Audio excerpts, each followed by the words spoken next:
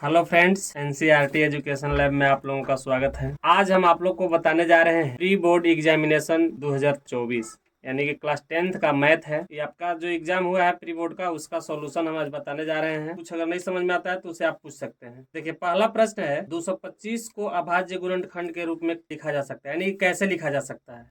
इसका सॉल्यूशन देखिए कितना है, 225 है। 225 इसको काट दीजिए। इकाई अंक कितना है, 5 है, तो संभवतः 5 से भी कट सकता है और 3 से भी कट सकता है।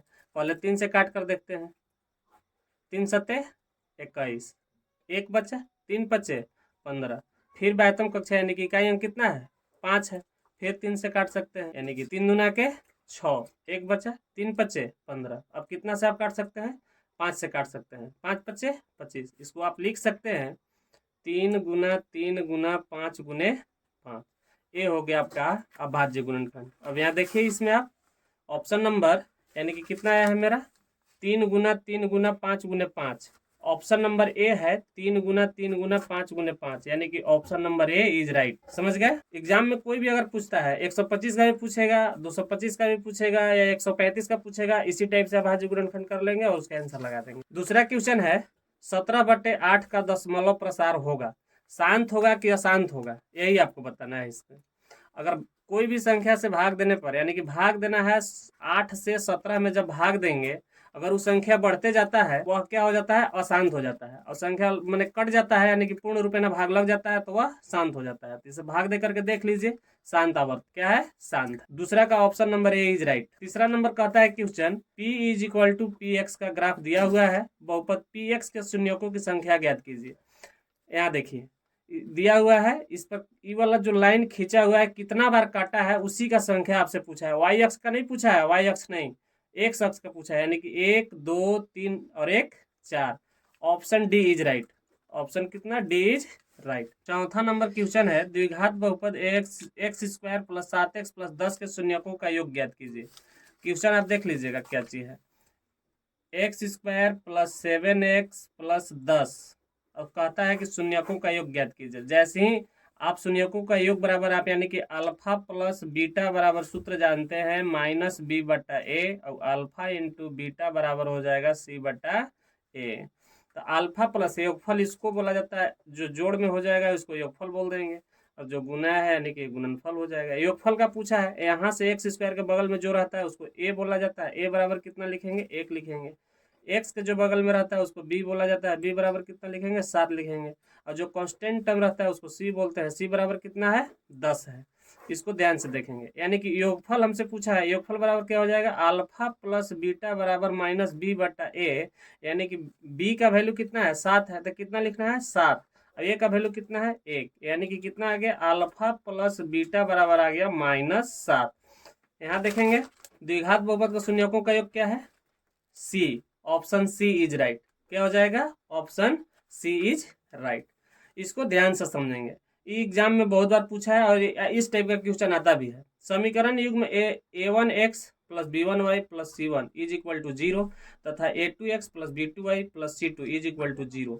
यदि a1 बट्टा a2 बराबर b1 बट्टा b2 और बराबर नहीं है c1 बट्टा c2 हो तो समीकरण का युग्म होगा। बात समझिएगा, अगर आपका 3 कंडीशन इसमें रहता है, a1 बट्टा a2 बराबर b1 बट्टा b2 बराबर c1 बट्टा c2, अगर इस टाइप का है, अगर तीनों बराबर है तो इसको कहते हैं, क्या कहते हैं, अपरिमित रूप से अनेक हल। अपरिमित रूप से अनेक हल, इसको क्या बोलते हैं, अनेक हल। आपसे जो पूछा है उसके विषय में बता रहे हैं। a1 बट्टा a2 बराबर b1 बट्टा b2, अब बराबर नहीं है c1 बट्टा c2 का, तो इसको कहते हैं कोई हल नहीं है, कोई हल नहीं है। तीसरा कंडीशन है a1 बट्टा a2 बराबर नहीं है b1 बट्टा b2 को, तो इसे कहते हैं अद्वितीय हल, यानी कि इसका हल एक्स वाई का मान यहाँ से निकल जा सकता है, अद्वितीय हल। तीसरा ऑप्शन यानी कि पहला, दूसरा और ये तीसरा, इसमें एक्स वाई का मान आप नहीं निकाल सकते हैं, इसमें भी एक्स वाई का मान नहीं निकल सकता है। जो तीसरा कंडीशन लिखा है इसमें एक्स वाई का मान निकाल सकते हैं आप। तो यहाँ से कहा है कि देखिए A1/A2 बराबर B1/B2 बराबर नहीं है C1/C2, अगर इस टाइप का हो तो आप समझ रहे हैं कि इसका क्या कहेंगे, अब कोई हल नहीं है, कोई हल नहीं है, यानी कि अनेक हल होगा तो अपरिमित रूप से अनेक हल हो जाएगा। अब कोई हल नहीं होगा, अद्वितीय हल, यानी कि ये तो ऑप्शन होगा नहीं, अद्वितीय हल होगा नहीं, और ये क्या हो जाएगा, ऑप्शन सी इज राइट। छठा नंबर क्वेश्चन है आपका, समीकरण 6x - 2y + 9 = 0 और 3x - y + 12 = 0 के द्वारा निरूपित रेखाएं होंगे। तो इसमें देखिएगा आप, मेरे पास दिया हुआ है 6, यानी कि यहाँ से देखिएगा ई वाला लाइन से A1 B1 C1, और यहाँ से ले लेंगे A2 B2 C2। तो जब इसी को हम लिख लेंगे, यानी कि 6 बटा कितना हो जाएगा 3 = -2 बटा कितना हो जाएगा 1, और यहाँ कितना हो जाएगा 9/12। तो इसको देखने के लिए अब ध्यान से देखिएगा, यानी कि 2 तिहाई, यानी कि 3 दूना के 6, यहाँ कितना मिला 2 मिला, तो यहाँ +2 और -2, और यहाँ काटेंगे तो 3 3 9 और 3 चौके 12, बराबर नहीं है 3/12 का, तो कैसा रेखा हो जाएगा, समांतर रेखा हो जाएगा। यहाँ से भी XY का मान नहीं ज्ञात हो सकता है ना, ध्यान से समझिएगा, ऑप्शन बी इज राइट। 7वां नंबर क्वेश्चन है, ध्यान से समझिएगा, x + y = 6 और x - y = 2 का हल होगा, यानी कि XY का मान, यानी कि यहाँ से XY का मान ज्ञात कर लेंगे, कुछ नहीं करना है, यानी कि x + y = 6 है और कॉमा x - y = कितना 2 है। इसको डायरेक्ट बना देते हैं इस जगह से, y और y कट जाता है और x और x जोड़ देंगे, कितना हो जाएगा 2x = 6 और 2 8, यानी कि x बराबर कितना मिला 4, और y बराबर कितना हो जाएगा, जैसे ही x का वैल्यू समीकरण 1 या 2 में रखेंगे तो वहां से y का वैल्यू निकल जाएगा, यानी कि x = 4 रखेंगे तो इधर प्लस में, इधर जाएगा तो माइनस में हो जाएगा, यानी कि 6 में से 4 घटाएंगे तो कितना बचेगा, y बराबर आपको 2 मिल जाएगा, यानी कि x = 4 और y = 2, यही ऑप्शन, यानी कि ऑप्शन डी इज राइट। यहाँ देखिए, पहला वैल्यू x का होता है और दूसरा वैल्यू y का होता है। कहता है कि c के किस मान के लिए समीकरण युग्म cx - y = 2 तथा 6x - 2y = 4 का अनंत हल होगा। तो जब c का मान यहाँ हम रखते हैं 3, तो देखिएगा 3 बटा कितना लिख सकते हैं, इसको A1 मानेंगे, इसको B1 मानेंगे, इसको C1 मान लेंगे, इसको A2 मान लेंगे, इसको B2 मान लेंगे, इसको C2 मान लेंगे। जब रखेंगे तो हमको मिलेगा, यानी कि C के जगह पर ये वाला वैल्यू देख रहे हैं ना, option A, option B, option C, option D, यानी कि इसमें से कोई नहीं है, इसी में से कोई एक ऐसा रखेंगे कि अपरिमित रूप से अनेक हल होना चाहिए या अनंत हल होना चाहिए।